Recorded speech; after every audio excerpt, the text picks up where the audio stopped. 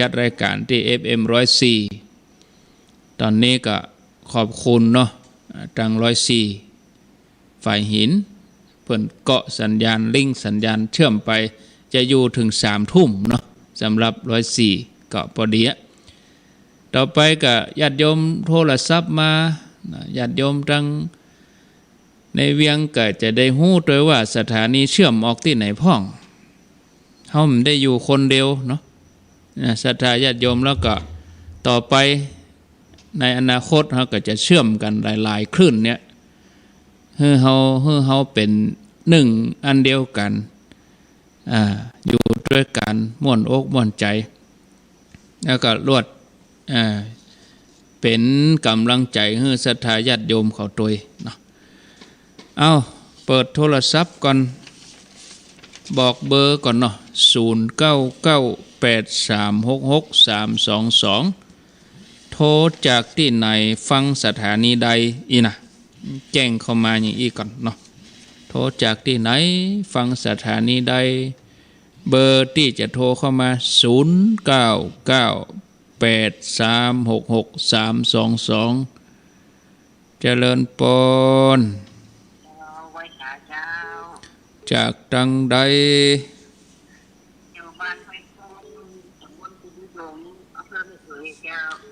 อำเภอแม่สวยแม่สวยนี่แม่ฟังสถานีไหนแม่ของอย่างแม่ขจานเรดิโอเจ้า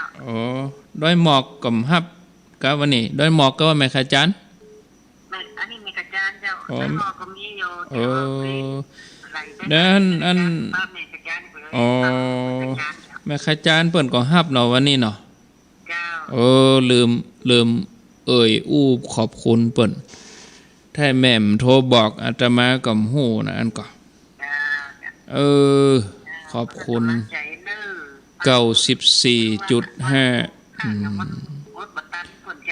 สาธุแม่ขจานโมเดิร์นขอบคุณตัวไปว่าเมียงปะเป้าในก็2 คลื่นเนาะตึงเหนือตึงใต้แม่ขจานโมเดิร์นแล้วก็103.50แม่ขจานนี่94.50โดยหมอกเรดิโอนี่103.50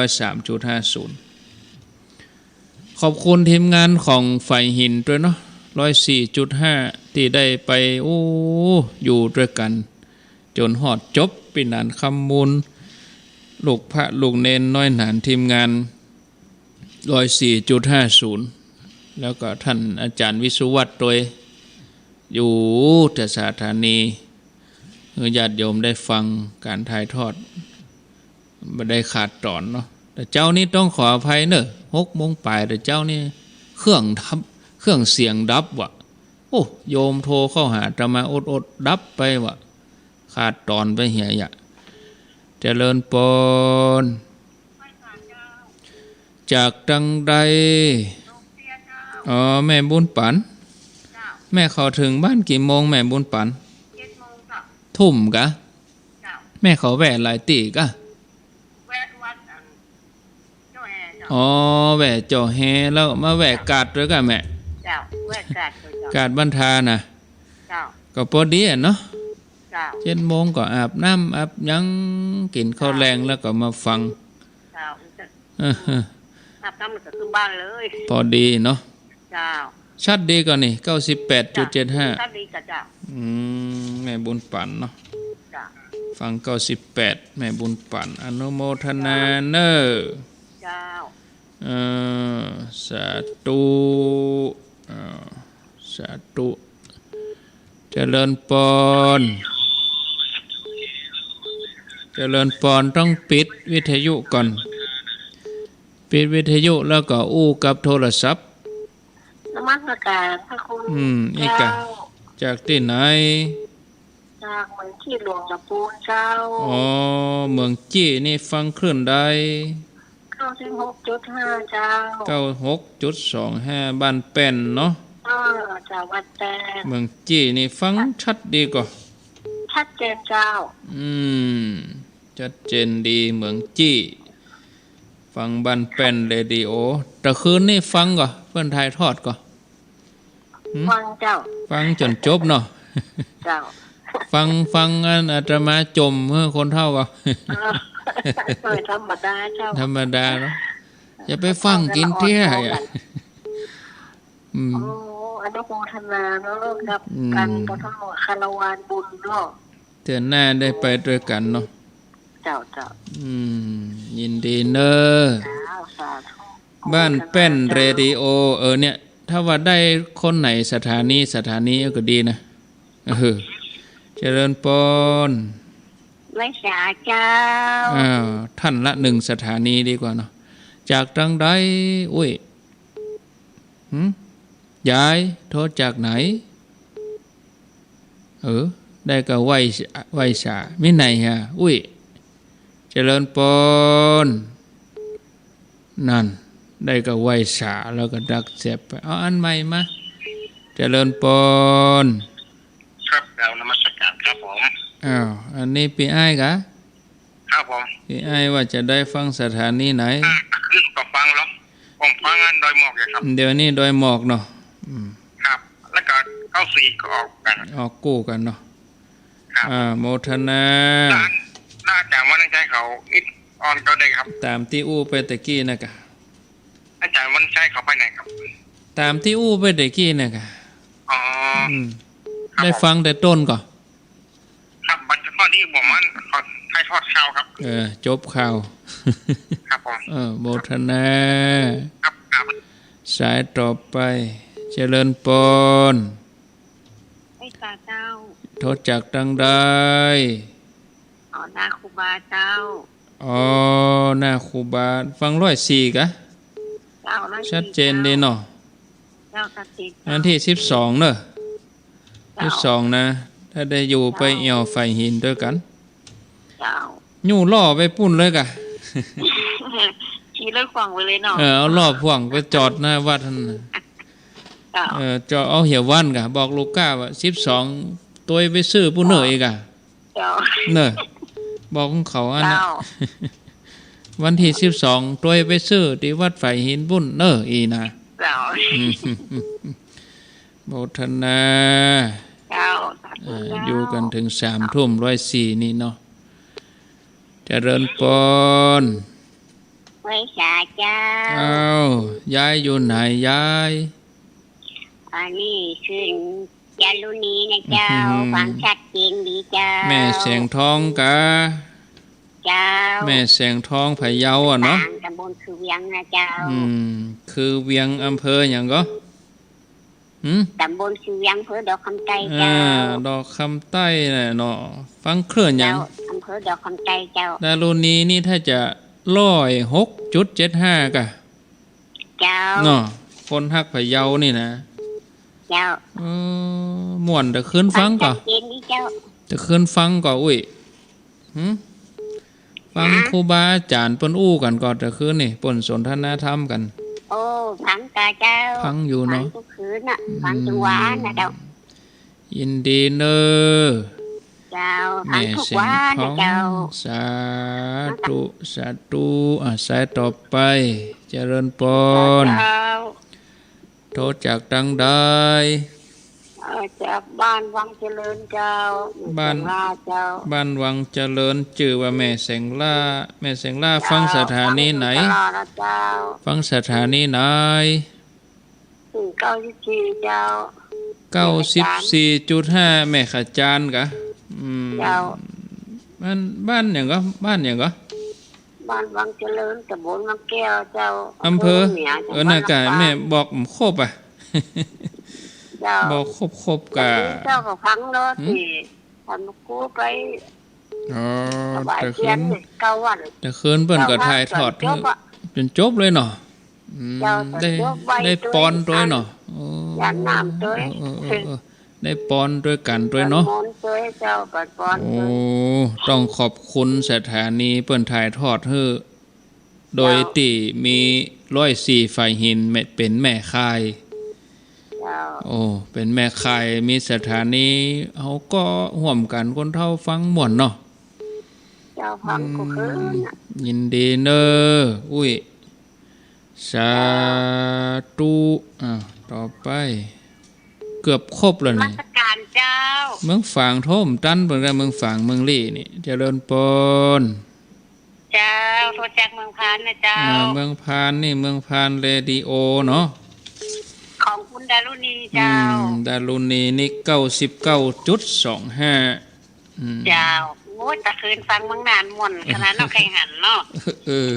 หันมาเจ้านี่นะเจ้ามาเจ้านี่เปิด เปิ้นก็ถ่ายทอดเหรอถ่ายทอด Facebook เหรอ เปิดเฟซพอมาเจ้านี่นะเจ้าของเป็นเจ้านะเจ้า เออเปิดพออยู่ เนาะนักไอ้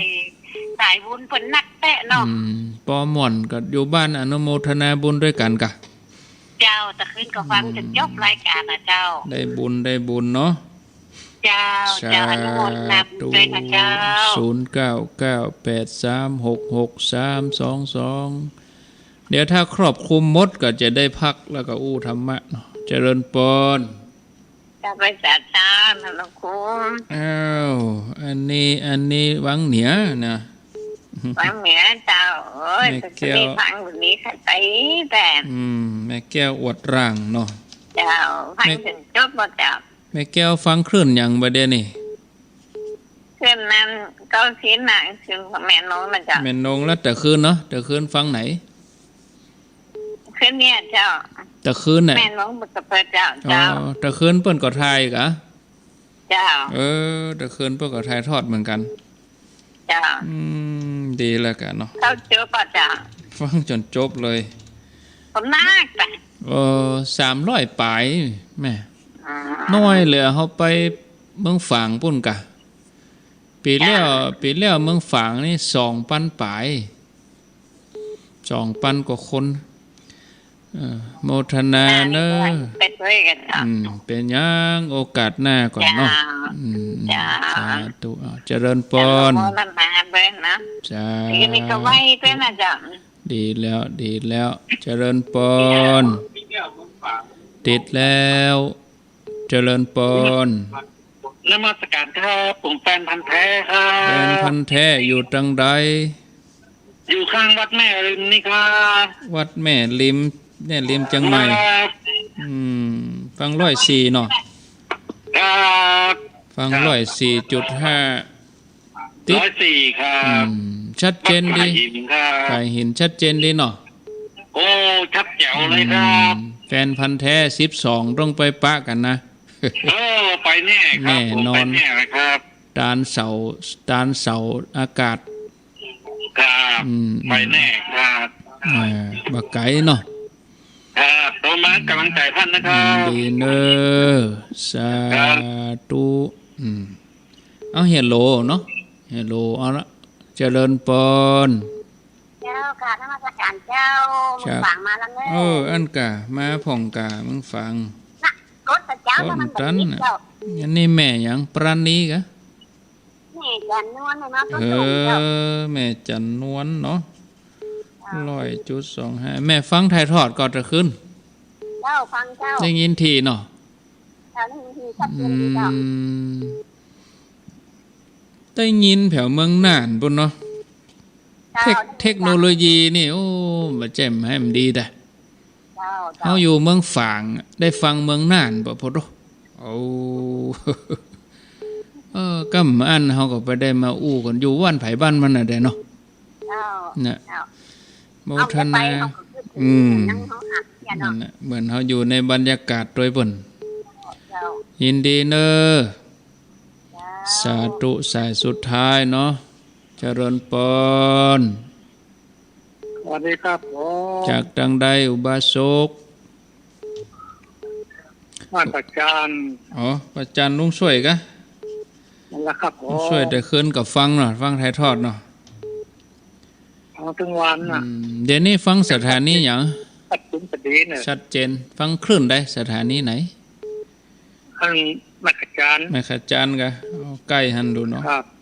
โมเดิร์นแม่ขจานโมเดิร์นยินดีเนอะเอาไว้ช่วง2ช่วงแรกนี่เช็คขึ้นบ่ได้เอาไว้ช่วง2เจริญปนอินดู ไป บ่น จ้าพระอาจารย์เจ้า อินดูบ่นอันนี้อยู่จังใด อยู่ปากเสาอุโมงค์เจ้า อุโมงค์นี่ฟังบ้านแป้นได้ก่อ บ ไม่ได้เจ้าน่าจะได้96.25แล้วเดี๋ยวนี้น่าจะได้อยู่เจ้ายังได้ยินอยู่ไหลไปกะได้หมุนไปฟังแต่เจ้าไปบ้าน404อยู่เจ้าบ้านทุ่งเรดิโอก็มีนะไหลไปกะ89นี่มันได้ฟังไม่ได้ครับไม่ได้เจ้าได้ใหญ่แต่103.5นี่ได้แต่บ้านแป้นเรดิโอนี่ยังได้ไปฟังแต่เจ้ายังไม่หมุนไปแต่เจ้าลองไหลไปกะเนอะ96จะลองหมุนต่อจ้ะตะคืนนี่ฟังตั้งแต่เริ่มมาจากโยมชวนธรรมจักรโดยจนสุดท้ายเลยเจ้าจนจบเลยจ้ะดีแล้วค่ะจ๋าเจ้าข่าวดีคือข่าวดีนั่นน่ะอันเงินเยียวยานะตอนแรกเปิดจะหือพระกับเนนี่เปิ่นจะหือเดือนละวันตกวันละ60ตามเดียวนี่เปิ่นว่าพอเพชรเปิ่นบอกว่ามันน้อยลำไปเหลือวัน40มัน100ก็ได้น่ะเดี๋ยวสีทุวันว่า150เดี๋ยวนี้ยังนี้ฟังมันตั้งแต่ว่าแต่จะคือ90วันจ้ะไม่ใช่60วันละจ้ะมันยังแน่นอนเด้อเนาะแน่นอนเด้อกำลังจะมีเป็นหยังมติกันอยู่จ้ะแล้วแต่เปิ้นเนาะจ้ะแล้วแต่เปิ้นจ้ะสาธุนะโมทนาเอาไว้แต่อีกก่อนเนาะโอ้การสับปีนะเนาะการสับปีก็บ่ว่ากันนะได้ก็ว่าเป็นการนำกับไฟหยังไปเปิ้นช่วยก็ดีบ่ได้ก็บ่เป็นหยังนะพระเฮานี่ตราบใดที่พุทธศาสนิกชนยังมั่นคงอยู่ก็พระเจ้าประสงค์ก็มั่นคงอยู่นั่นแหละนะอันนั้นส่วนเรื่องนั้นก็เป็นของทั้งหลวงทั้งหยังว่ากันไป104อยู่ด้วยกันถึง3 ทุ่มเนาะขอบคุณเดี๋ยวทวนสายก่อนสายที่1อันนี้อยู่อันแม่สวยฟัง 94.5 แม่ขจารโมเดิร์นสายที่2แม่บุญปันจอมตองขวงเปาบุญปันซบเตี้ยนี่ฟัง 98.75 สายที่3ฟังบ้านแป้นเรดิโออยู่เมืองจี้ 96.25 สายที่4ก็ปีอ้ายปัจจันฟัง 103.50 โดยหมอกเรดิโอสายที่5อันนี้ฟัง 104.50 อยู่อนุสาวรีย์ครูบาศรีวิจัยหน้าวัดศรีโสดาหน้าวัดหมู่บุญตีนดอยสุเทพมันฟัง 104.5 ก็วันที่12เนอะโอกาสดีก็ไปร่วมก็ได้จะให้รายละเอียดก่อนจะพักช่วงนี้ลาที่ 104.5 ไฟหินแล้วสถานีอื่นๆอยู่ด้วยกันไปแถมชั่วโมงธรรมะอานิสงส์การตานเตียนวัดสาอานิสงส์การได้ตานพระวันนี้เขาไปตานพระเนาะเดี๋ยววันพุธถ้ามีเวลามาเจ้าก็อานิสงส์ตานพระจำนำวัดสานะสายที่6แม่แสงทองไอ้ดอกคำใต้ฟัง 106.75 สถานีวิทยุคนฮักพะเยาทีมงานของคุณดารุณีเหมือนกันสายที่7อันนี้อยู่วังเหนือลำปางแม่แสงล่าฟัง 94.5 แม่ขจารโมเดิร์นสายที่8เมืองพานเรดิโอ 99.25 สายที่9วังเหนือแม่แก้วอดร่างแม่ขจารโมเดิร์น 94.5 สายที่10แฟนพันธุ์แท้เนาะอยู่แม่ริมฟัง 104.5 ฝ่ายหินสายที่11ก็เมืองฝางแม่จันนวล 100.25 พระบาทอุดมรำบ่อสาวาสายที่12อันนี้ก็ลุงช่วยคนปัจจันเมียงป่าเป้า 94.5 สุดท้ายนี้ก็อยู่ป่าเศร้าตำบลอุโมงค์เมืองละปูนฟัง 104.50